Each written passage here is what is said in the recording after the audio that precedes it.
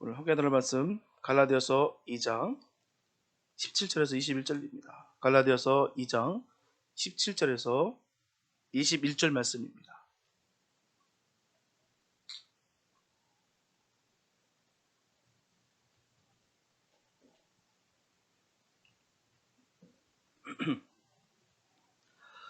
갈라디아서 2장 17절에서 21절 말씀입니다. 주님의 귀한 말씀 봉독해 올립니다. 만일 우리가 그리스도 안에서 의롭게 되려 하다가 죄인으로 나타나면 그리스도께서 죄를 짓게 하는 자냐? 결코 그럴 수 없느니라. 만일 내가 헐었던 것을 다시 세우면 내가 나를 범법한 자로 만드는 것이라. 내가 율법으로 말미암아 율법을 향하여 죽었나니 이는 하나님을 향하여 살려 함이니라. 내가 그리스도와 함께 십자가에 못 박혔나니 그런즉 이제는 내가 산 것이 아니요 오직 내 안에 그리스도께서 사신 것이라. 이제 내가 육체 가운데 사는 것은 나를 사랑하사 나를 위하여 자기 몸을 버리신 하나님의 아들을 믿는 믿음 안에서 사는 것이라. 내가 하나님의 은혜를 피하지 아니하노니 만일 의롭게 되는 것이 율법으로 말미암으면 그리스도께서 헛되이 죽으셨느니라. 예수를 믿으려고 교회에 발을 들여놓은 사람이 제일 먼저 해야 될 일이 뭘까요? 여러분들 뭐라 생각하십니까? 교회 등록하는 것들, 행정 절차 받는 것들, 그런 것일까요? 교회에 발을 들여놓은 사람이 가장 제일 먼저 해야 될 일은 바로 의롭다함을 받는 거예요. 의롭다함을 받는 것. 너도 이제는 의인이 되었다고 하는 선언을 드려야 됩니다. 교회는 의롭다함을 받은 의인들의 모임이에요. 바로 의인들의 공동체입니다. 그게 교회예요. 신자가 의롭다함을 얻는 것을 마치 군대에 입다는 사람이 신체 검사에 합격을 하는 것과 같다는 것이죠. 신체 검사에 합격이 되지 않은 사람은 군인으로서 훈련을 받을 수가 없습니다. 몸이 불편한데요. 걸을 수조차 없는 사람이 어떻게 기초 훈련, 군사 훈련을 받을 수가 있겠습니까? 어찌 군인으로서 그 모든 과정들을 견뎌낼 수가 있겠습니까? 훈련을 받을 수가 없다는 것이죠. 신자가 되려면 먼저 의롭다함을 받아야 되는 거예요. 사람은 스스로 믿음을 가질 수가 없어요. 아무리 노력한다 할지라도 되는 것이 아닙니다. 신념과 믿음은 절대 다른 거예요. 과대망상과 믿음은 다른 것입니다. 사람은 스스로 의롭다함을 얻을 수가 없어요. 믿음을 주시기 때문에 믿을 수가 있는 것이고 믿기 때문에 의롭다함을 얻을 수가 있는 것입니다. 그러므로 믿음으로 의롭다함을 얻은 사람은 겸손함으로 받고 감사할 것밖에 없다는 것이죠. 하나도 뽐낼 것이 없습니다.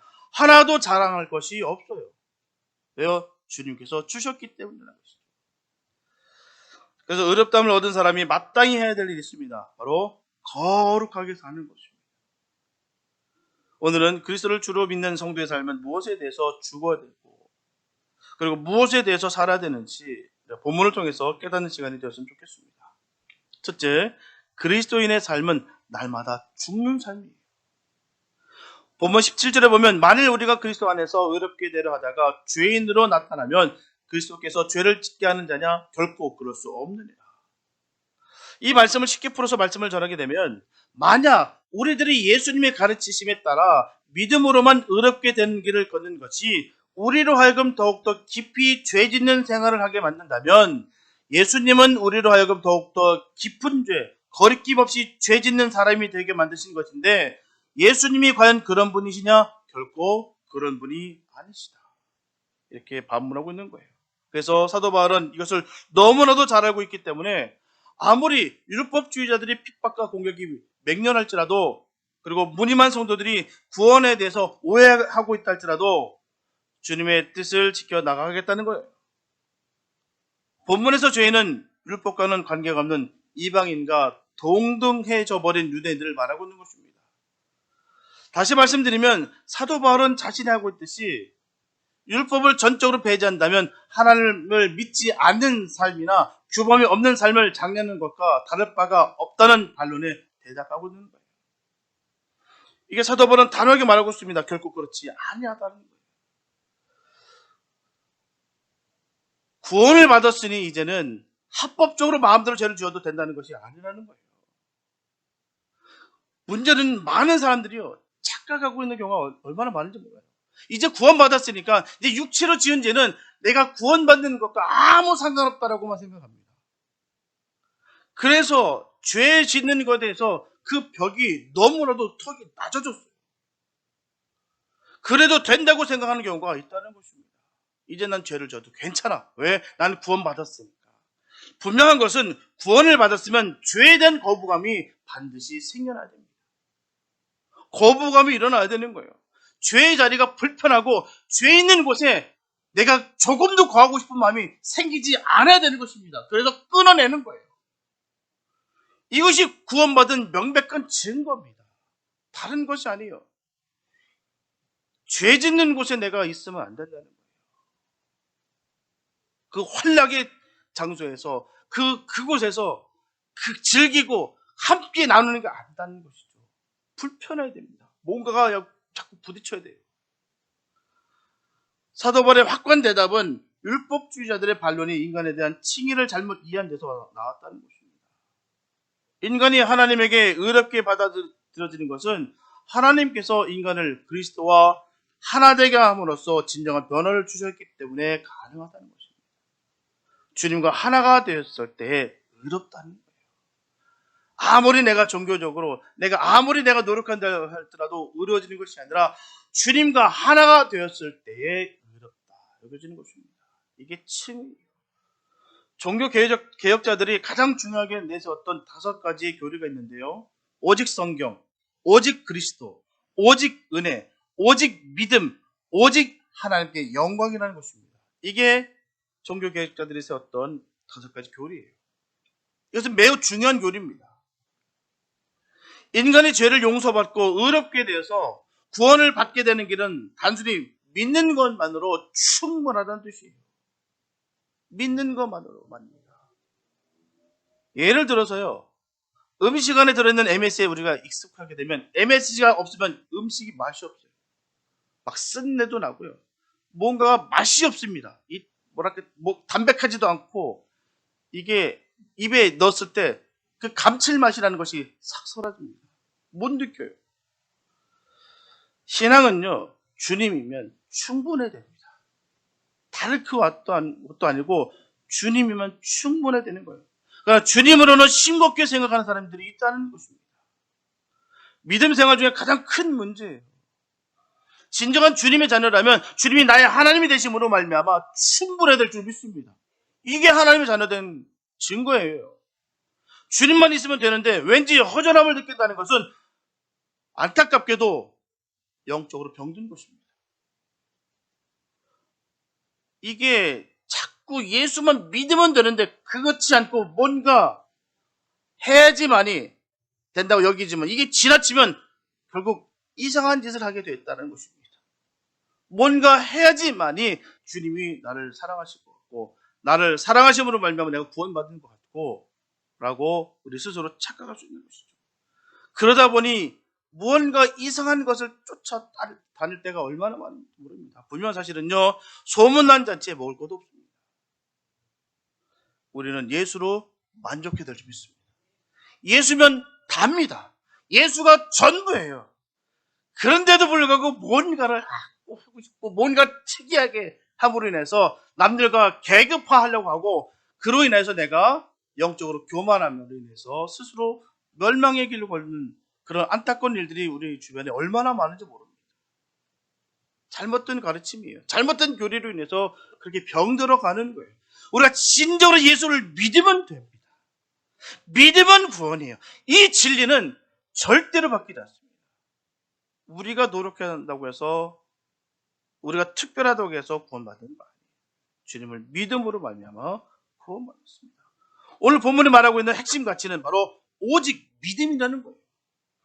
오직이란 말은 그것 외에 다른 것을 허용치 않는다는 고유함을 표현하는 단어입니다.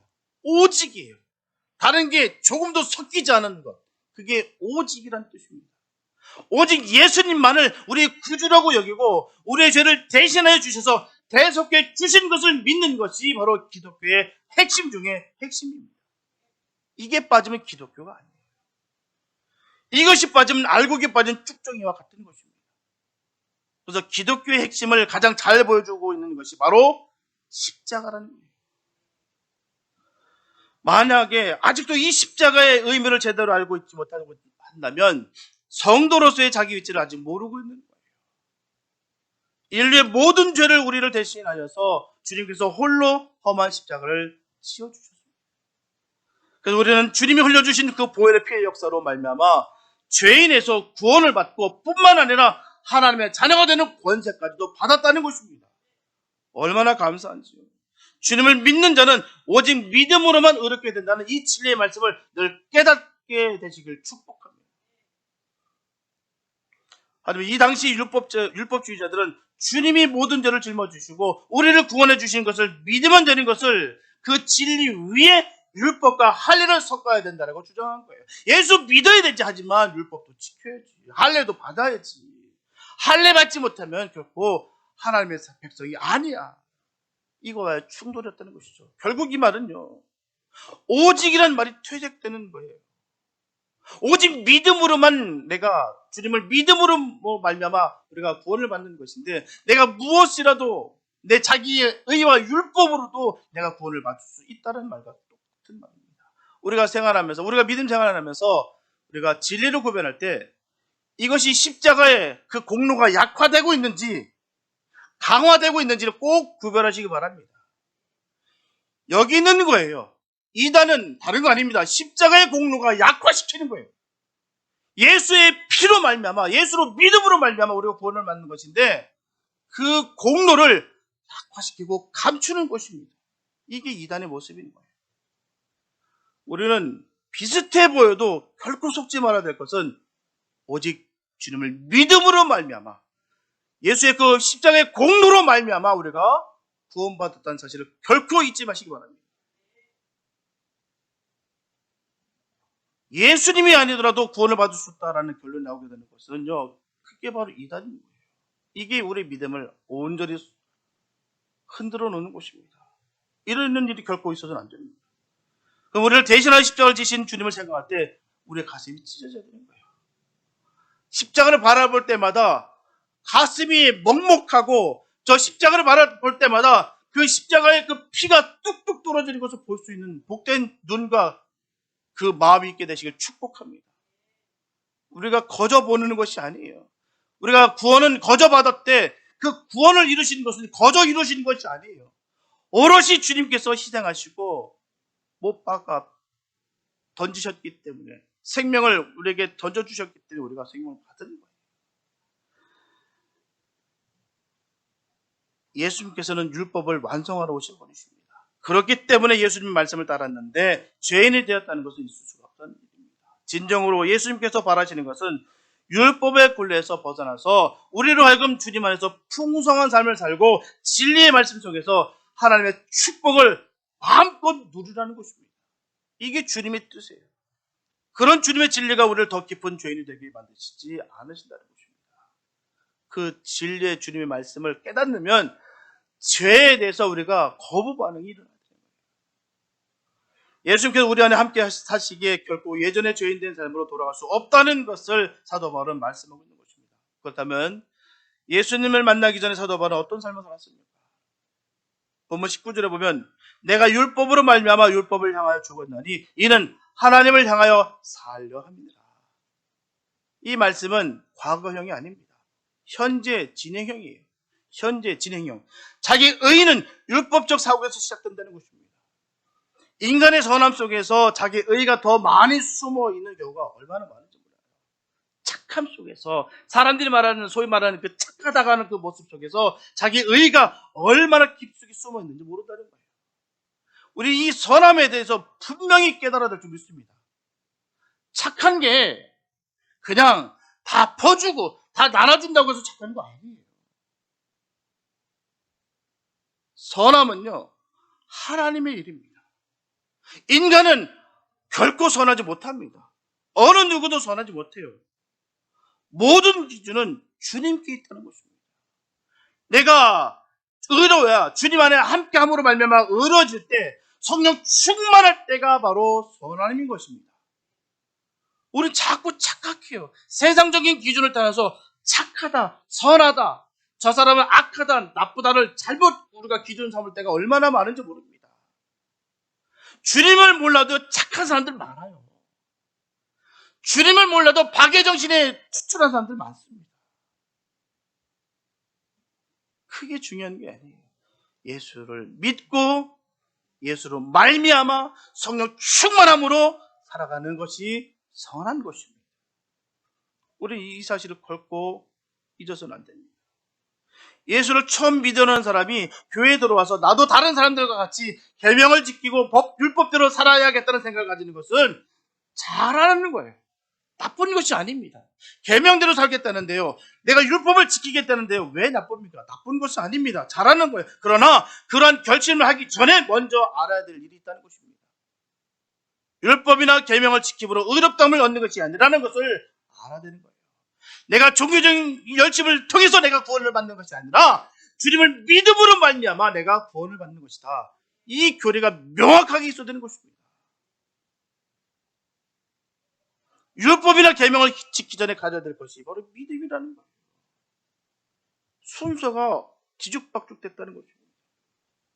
그냥 보이기에 그럴싸하고, 그래 종교적인 종교인인데도 불구하고 그렇게 보인다, 경건해 보인다라고 속을 때가 얼마나 많은지 몰라요. 믿음이 먼저이라는 거예요. 믿음은 값없이 주는 선물이다라고 분명히 성경 전하고 있습니다. 선물은 받으면 되는 것입니다. 선물을 받았으면 꼭 해야 될 일이 있어요. 뭘까요? 감사하다는 말을 해야 되는 거예요. 선물을 줬는데도 불구하고 줬든지 말든지 그냥 아무런 감각도 없고 그 선물 다시 뺏고 싶어요. 근데 줬으니 얼마나 감사의 말이 있는 것이죠. 주님께서 우리에게 구원을 베풀어 주셨다, 우리에게 믿음을 선물로 주셨다라고 한다면 감사가 나와야 되는 것이죠. 삶 속에서 감사가 나와야 되는 거예요. 그게 정말 주님으로 인해서 새 생명 받은 사람의 모습인 것입니다. 감사하다는 그 말이 바로 그게 신앙 고백입니다. 신앙의 고백이 있어야 돼요. 나는 하나님의 아들 예수를 믿는다, 예수는 나의 생명의 주님이시다 라고 고백해야 되는 것입니다. 믿음은 중생을 체험하지 않으면 안 돼요. 중생은 성령이 오셔서 인생의 방향키를 돌려놓는 것입니다. 동쪽으로 하던 사람이 서쪽으로 돌아서는 것과 같이 세상과 자기만을 위해 살던 사람이 이제는 세상을 등지고 하나님과 천국을 바라보고 살려고 새 출발을 하는 것이 중생이라는 거예요. 중생을 체험할 때 회개가 있고, 회개가 있을 때 믿음을 가지게 되는 것입니다. 믿음을 가지면 의롭다함을 얻고, 의롭다함을 얻은 사람에게 거룩한 생활이 따른다는 것입니다. 중생, 회개, 신앙, 칭의, 성화, 이것이 믿는 도리의 바른 순서라는 것입니다. 이 순서를 밟지 않고 양심대로 살겠다, 정직하게 살겠다, 선을 행하겠다, 부정부패를 타도하겠다 하다가는 바울과 같은 변을 당한다는 거예요. 믿음 없이 행한 선행, 자비, 긍휼은 바울과 같이 장사 지내야 되는 것입니다. 나는 깨끗하게 산다, 나는 진실하게 산다, 나는 열심히 봉사한다 하는 것만 주장하다가는 하나님의 교회 근심거리만 될 수 있습니다. 내 생각, 내 주장을 버리는 것이 죽는 거예요. 죽는 것이 사는 것이다 라는 것입니다. 그래서 먼저 죽고 그리고 사는 것이 신앙생활의 바른 순서입니다. 예수님을 만나기 전에 사도 바울은 율법을 지키는 열심히 충만했던 사람이에요. 살기가 등등했던 사람입니다. 사도 바울은 율법만 보았지 그것을 사람들에게 주셨던 그 하나님을 볼 수가 없었다는 거예요. 그래서 그는 그리스도인들을 핍박하고 죽음에 넘겨주는 악행을 아무런 꺼리낌 없이 저질렀던 장본인이었습니다. 그에게는 그것이 바로 하나님께 대한 충성이었고요, 철저한 신앙이었어요. 오늘 본문에서 보듯이 예수님을 만난 후에 사도 바울은 율법에 대해 죽었다고 고백합니다. 율법의 참된 의미를 알게 되면서 인간적인 의와 열심을 모두 다 버린 거예요. 사도 바울은 과거의 잘못된 열심을 모두 버린 이유가 바로 하나님을 향하여 살려 함이라고 고백하고 있습니다. 참 우리가 알아야 될 것은 사단은요, 범죄하여서 넘어뜨리는 것보다도 은혜를 받기 위해서 넘어뜨린다는 거예요. 더 치밀해졌어요. 더 은혜 받아서 더 영적으로 교만하게 만들어서 그렇게 넘어뜨린다는 것입니다. 영적 교만이 얼마나 무서운지 모릅니다. 자기 스스로도 모르고 이게 중독돼가지고 살아가는 사람들이 얼마나 많이 모릅니다. 사역자, 중직자 속에 많이 나타납니다. 자기의 의는 은혜로 포장돼서 잘 드러나지 않는다는 거예요. 잘 들키지가 않습니다. 보호색을 띠고 있기 때문이에요. 고린도전서 10장 12절에 보게 되면 선줄로 생각하는 자는 넘어질까 조심하라. 이 말씀이 얼마나 우리에게 큰 힘이 되는지 모릅니다. 이 말씀이 없으면 우리가 착하고 우리 스스로 선줄로 믿고 넘어질까 조심하지 않고 그냥 다닐 수 있다는 것입니다. 우리는 늘 선줄로 생각하는 자, 넘어질까 조심해야 되는 이 말씀을 꼭 신비의 세계에 될 줄 믿습니다. 언제 누구일지라도 내가 영적으로 늘 교만할 수 있고 자기 의를 포장하고 은혜 가운데 포장하고 위장하고 보호색을 띠고 함으로 인하여 들키지 않으려고 그런 교만함 속에 우리 스스로 신앙을 묻어둘 수 있다는 사실입니다. 가장 무서운 거예요. 신앙생활하면서 우리가 철저히 경계될 부분이 여기 있습니다. 우는 사자와 같이 두루 살피는 그 가운데 그냥 그 공포와 두려움이 아닌 바로 미혹과 그 유혹이 더 무섭다는 거예요. 사단은 우리에게 그렇게 합니다. 이렇게 주님을 인격적으로 만난 사람은 외식적이고 형식적인 거짓된 것들을 벗어버리는 것입니다. 거짓된 위선의 껍데기를 버리는 것이 바로 사도 바울이 말하는 율법을 향하여 죽었다라는 것입니다. 다시 말씀드리면 성도의 죽는 삶인 거예요. 그래서 사도 바울은 고린도전서 15장 31절에서 나는 날마다 죽는다라고 고백한 거예요. 나는 날마다 죽는다. 주님의 그 십자가에 날마다 못 박혀야 될 줄로 믿습니다. 가난한 심령이 뭘까요? 가난한 심령은 내 안에 거룩함이 없음을 매일 고백하는 삶입니다. 하나님, 나라는 존재는 안 됩니다. 나라는 존재는 넘어질 수밖에 없는 존재입니다. 주님의 은혜가 아니고서 살 수가 없는 그런 열악한 존재입니다. 라고 늘 고백하는 삶이 가난한 심령입니다. 오직 주님만을 믿는 삶. 반대로 내 안에 심령이 부자들이 얼마나 많은지 모르겠어요. 이것도 믿고 저것도 믿고 많은 것을 믿을 만한 것들이 내 안에 꽉 차 있는 분들이 얼마나 많은지 모릅니다. 그건 주님께서 가장 경계하셨던 말씀인 것입니다. 심령이 가난하다고 우리에게 말씀하셨어요. 믿을 게 주님만 있어야 될 줄 믿습니다. 오직 주님만 믿어야 돼요.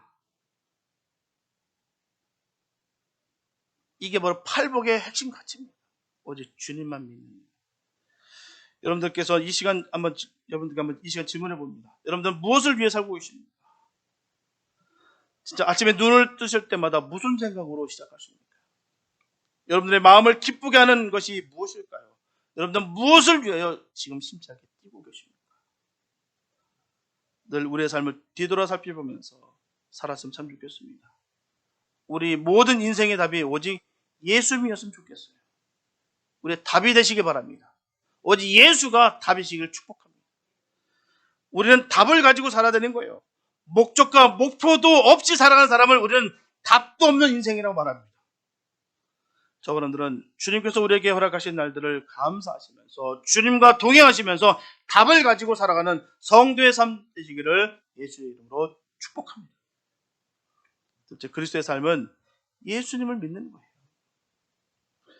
본문 20절과 21절에 보면 내가 그리스도와 함께 십자가에 못 박혔나니 그런적 이전 내가 산 것이 아니요 오직 내 안에 그리스도께서 사신 것이다. 이제 내가 육체 가운데 사는 것은 나를 사랑하사 나를 위하여 자기 몸을 버리신 하나님의 아들을 믿는 믿음 안에서 사는 것이라. 내가 하나님의 은혜를 패하지 아니하노니 만일 의롭게 되는 것이 율법으로 말미암으면 그리스도께서 헛되이 죽으셨느니라. 여기서 내가 산 것이 아니요 오직 내 안에 그리스도께서 사신 것이다. 이 뜻은 다른 말로 표현하면 옛사람은 죽고 그리스도로 말미암은 새 사람이 산다는 것입니다. 여기 사도 바울은 주님을 만나고 주 안에서의 삶과 방향과 의미를 분명히 깨닫게 됩니다. 로마서 6장 6절에 보면 우리가 알거니와 우리 옛사람이 예수와 함께 십자가에 못 박힌 것은 죄의 몸이 멸하여 다시는 우리가 죄에게 종노릇하지 아니하려 함이니라. 사도 바울이 설명한 새로운 삶이라는 것은 율법이나 죄에 매달려 사는 생활이 아니라는 거예요. 그것은 죄의 권세로부터 해방된 자유의 삶이고 새 생명을 덧입게 된 부활의 삶인 것입니다.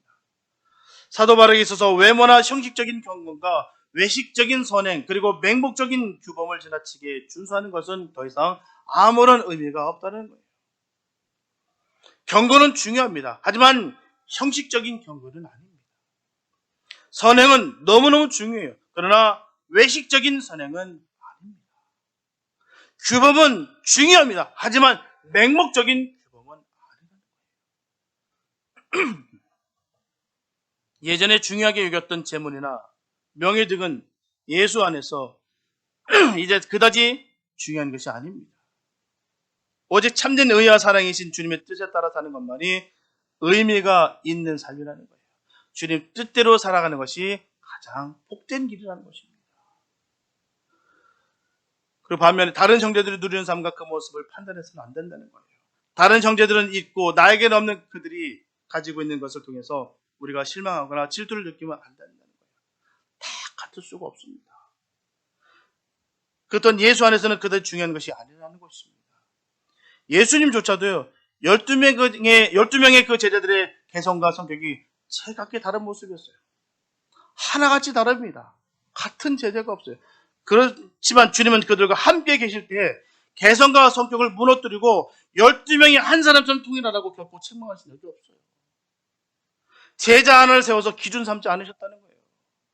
얘들아, 베드로처럼만 살아라, 제발 좀.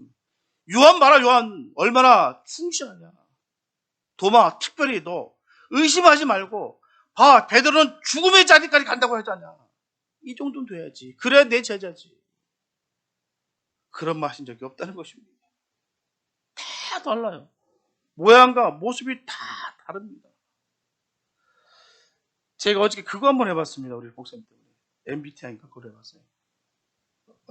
저라는 존재를 알았습니다. 어떤 성품인지, 뭘 좋아하는지, 어떻게 하는지를 요번에 비로소 알았어요. 근데 너무도 신기한 것은 우리 사모랑 딱 하나만 다르고 다 똑같더라고요. 외향적인 것, 내성적인 것. 그거만 빼고 다 똑같다는 게 너무 신기했었어요. 그 모든 기준을 보니까 다 다르더라고요. 교회 안에도 다 다를 수밖에 없더라고요. 하나같이 똑같은 기준에 맞춰서 똑같은 분류에 된 사람이 없더라는 것이죠. 다 달라요. 똑같을 수가 없어요. 자꾸 내 기준에 맞춰 보니까 성이 안 차. 그러면 문제가 되는 거예요. 내 눈에 맞추는 게 아니라 주님의 눈으로 보셔야 될 줄 믿습니다. 주님이 모든 것을 사랑으로 은혜로 그 영혼을 바라보시는데 우리는 자꾸 내 눈으로 자꾸 다 보니까 이게 마음에 들지가 않아요. 꼬라지가 이상해. 그러는 거예요. 내 눈으로 보니까. 그러나 주님의 눈으로 보면 그 모습이 아름답다는 것이죠. 성도들의 삶은 여러 모양으로 다양합니다. 다 달라요. 같을 수가 없습니다. 그렇기 때문에 타인의 경건이나 외양 등을 개인적이고 인간적인 안목으로 판단해서는 결코 안 된다는 것입니다. 그리스도인들이 누리는 삶의 모습은 생각보다 다양하고 복잡함을 인정해야 돼요. 예수님을 믿는 자들의 여러 모양이 있다는 것입니다. 정말 다양하더라고요. 신기하고 놀랄 정도로 그래서 요즘 다들 그렇게 그 테스트를 해보는구나. 보니까 내 성격이 여기 딱 짚어지더라고요. 그러니 내가 힘든 부분이 이래서 힘들었구나. 이래서 모든 관계 맺음에서 내가 어려움이 있었구나. 이게 딱 눈에 그려지더라고요. 그러나 중요한 것은요, 여러 모양 가운데 주님은 그 안에 계셔서 역사하시고 계시다는 거예요. 그렇기 때문에 겉으로 보이는 모습에 우리가 판단할 것이 아니라 그 안에 예수님이 계시는지 안 계시는지가 가장 중요하다는 거예요. 보여주기 위한 어떤 물리적인 것은 중요치가 않다는 것입니다. 중요한 것은 바로 우리 예수님 중요한 거예요. 내 안에 주님이 계시냐, 계시지 않냐, 그 모습인 것입니다. 성격도 개성도 여러 유형도 중요한 것이 아니라 그 안에 예수가 있느냐 없느냐가 중요한 거예요. 본문 20절 후반부에 보게 되면 하나님의 아들을 믿는 믿음 안에서 사는 것이다라고 되어 있어요. 우리가 믿음하면 믿음의 조상 아브라함을 빼놓을 수가 없습니다. 믿음의 조상 아브라함은 갈대 우르에 살았어요. 여호수아서 24장 1절과 2절에 보게 되면 갈대 우르에 대해서 잘 설명하고 있습니다. 여호수아가 이스라엘 모든 지파에 세겜으로 모으고 이스라엘 장로들과 그 두령들과 재판장들과 유사들을 부르매 그들이 하나님 앞에 보인지라. 여호수아가 모든 백성에게 이르되 이스라엘 하나님 여호와의 말씀에 옛적에 너희 곧 아브라함의 아비 나홀의 아비 데라가 강 저편에 거하여 다른 신들을 섬겼으나 라고 되어 있습니다. 이렇게 이곳은 우상의 본산지였어요. 갈대 우르라는 곳이 말입니다. 조상들이라고 되어 있는 것은 아브라함도 포함하고 있다는 거예요. 믿음의 조상을 알고 있는 그는 우상 숭배에 전력을 가지고 있었다는 것입니다. 창세기 11장 27절부터 31절에 보게 되면 데라 후에는 이러하니라. 데라는 아브라함과 나홀과 하란을 낳았고 하란은 롯을 낳았으며 하란은 그 아비 데라보다 먼저 본토 갈대 우르에서 죽었더라.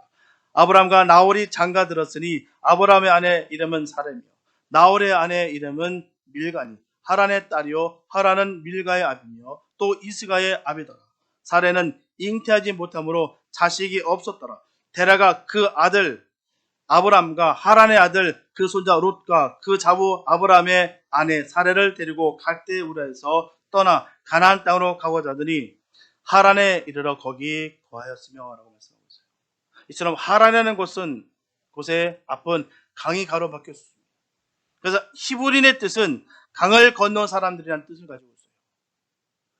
데라의 생각에는 이 하란 땅 앞에 있는 강을 바라보면서 이 강을 건너면 다시는 고향으로 돌아올 수 없을 거라는 생각을 했을 거예요.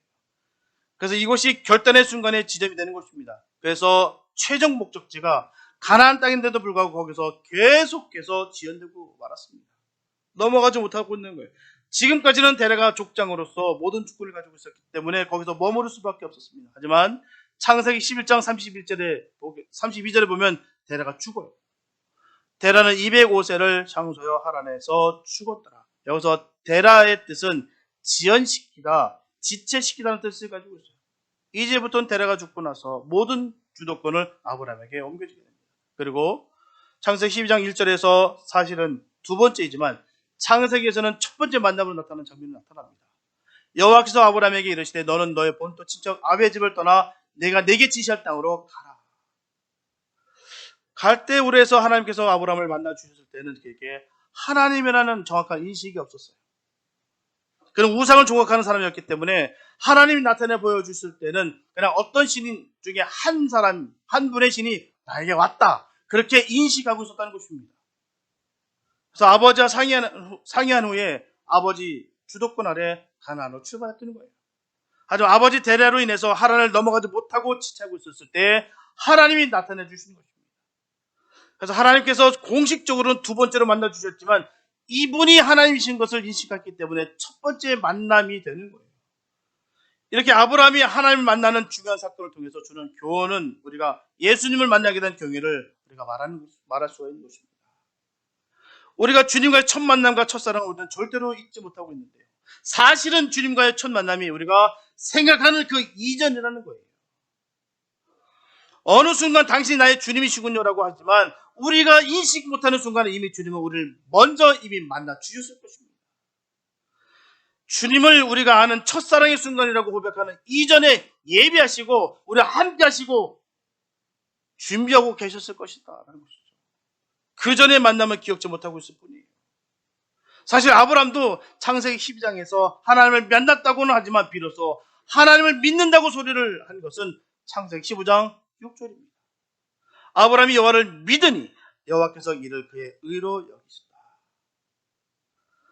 비로소 하나님을 믿기까지는 창세기 12장부터 15장까지 많은 환난과 고난을 통해서 하나님을 믿게 됐다는 거예요.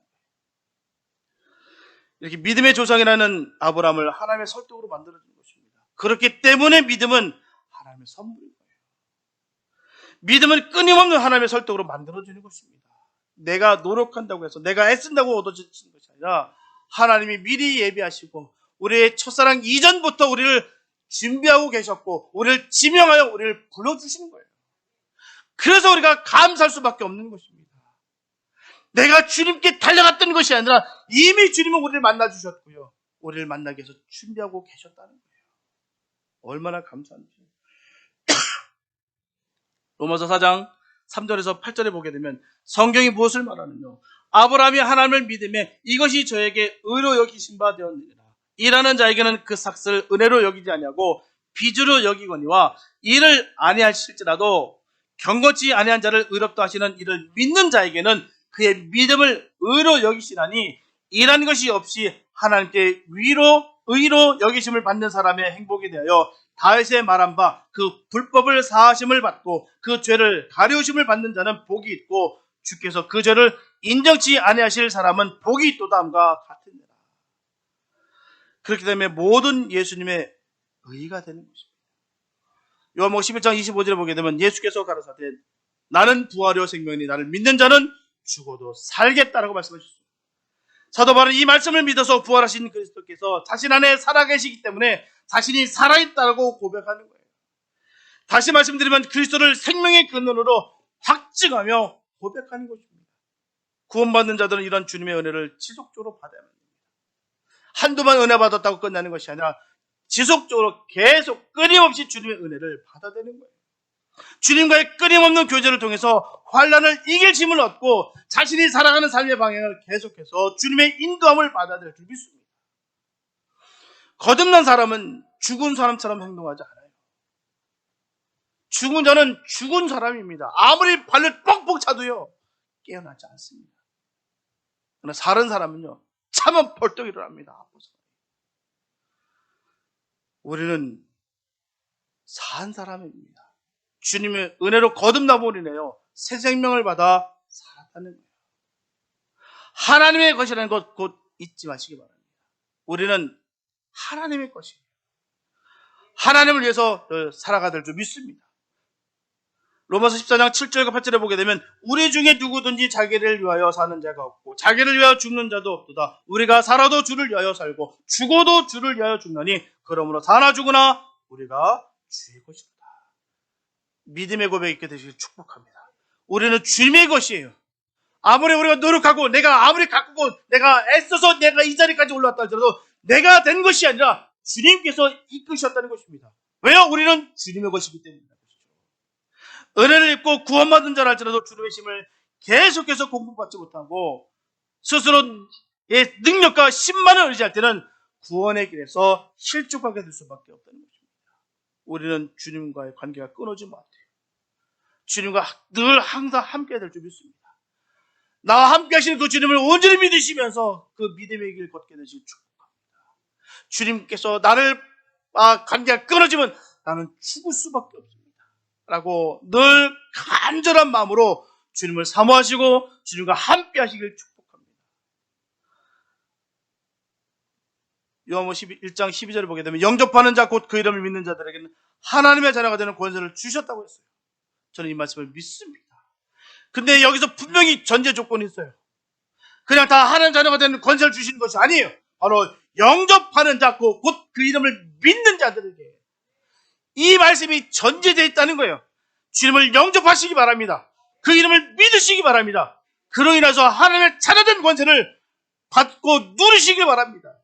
하나님 자녀가 그 권세로 인하여 선포하는 것들은 주님으로 말미암아 될 줄로 믿습니다. 우리는 이 믿음을 온전히 심어서 늘 어느 곳에 무엇을 하든 하나님 자녀된 권세로 말미암아 늘 승리의 삶 살아갈 수 있게 되시길 축복합니다.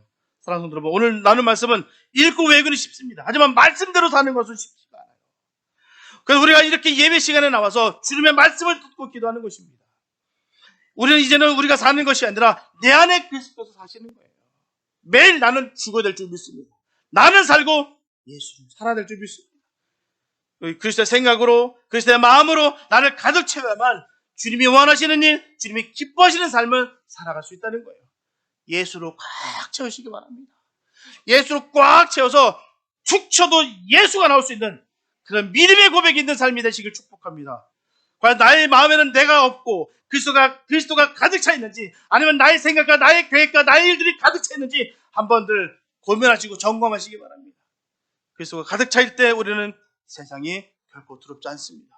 예수로 꽉 채우시기 바랍니다. 그 모습 속에서 예수의 모습이 투영되는 삶을 살아가시기를 축복합니다. 어떤 일들 가운데서도 주님이 원하시는 일들을 늘 행하는 복된 삶 되시길 바랍니다. 저와 여러분들은 그 주님과 함께 늘 승리하게 되시기를 예수님의 이름으로 축원합니다. 기도합니다. 사랑해 주님 감사합니다. 아버지, 주님으로 말미암아 우리가 살아갑니다. 하나님, 나의 노력과 나의 애씀이 아닌 주님의 은혜와 주님의 능력으로 살아가고 있음을 다시 한번 고백합니다. 하나님이 함께하지 않는다면 우리는 결코 이길 수 없습니다. 하나님, 우리를 지켜주시고 우리와 함께하여 주시옵소서. 영접하는 자, 그 이름을 믿는 자들에게는 하나님 자녀에 대한 권세를 우리에게 주신다 하셨습니다. 주님을 영접합니다. 주님을 환영합니다. 주님의 이름을 믿습니다. 그 믿음이 더욱더 견고하게 하여 주시옵소서. 나의 자만심과 나의 교만함으로 말미암아 주님의 의와 주의 뜻을 거절하는 그런 어리석은 삶이 되지 않게 도와주시고, 철저하게 나를 무너뜨려서 오직 예수로 가득 채우는 그런 복된 삶 되게 하여 주시옵소서. 주의 인도하심이 늘 항상 함께할 줄로 믿습니다. 충만한 은혜가 넘치게 하여 주시옵소서. 모든 영광 축하드리고 우리를 원하신 예수님의 이름으로 됐습니다.